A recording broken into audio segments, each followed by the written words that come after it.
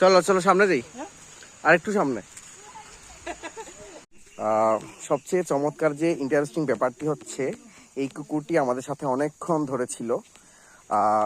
সে আমাদেরকে, জানি না আমাদেরকে পথ দেখাচ্ছে নাকি কি করতেছে, এটা বুঝতে পারছি না।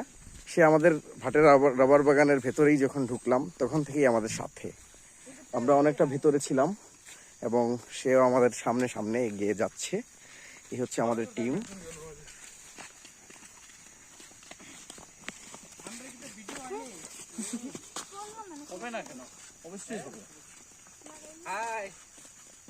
কিছু বলো, তোমার কেমন লাগছে এখানে এসে? খুব সুন্দর অনুভূতি হইতেছে, খুব আনন্দ লাগতেছে।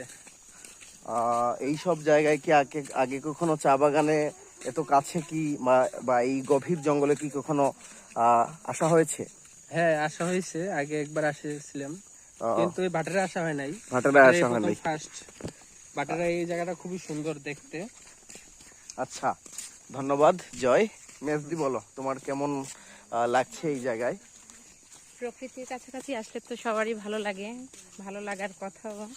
প্রকৃতির যেমন পাহাড়ে সুন্দর, তেমন আবার হাওরেও অনেক সুন্দর। তো এক একটার এক এক রকম বৈচিত্র্য, ভীষণ সুন্দর, ভালো লাগে। আচ্ছা, তোমার কি মনে হয় এই জায়গায় আগে কখনো এসেছো? আমি এসেছি, আমার চাকরির সুবাদে আসা হয়েছে এই জায়গায় এই পথে? সত্যি কি তাই মনে হচ্ছে?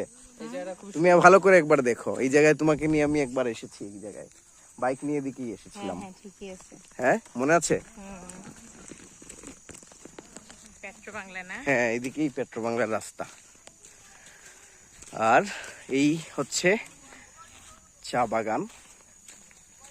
আমরা বসতে চেয়েছি এই জায়গায়, এই জায়গাটা অসাধারণ।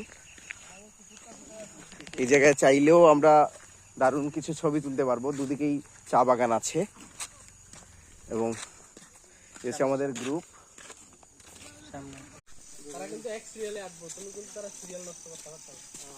তারা কিন্তু খাওয়া দাওয়া শেষ হয়েছে, তখন বাসায় যাওয়া। আমরা একদিন গেছিলাম,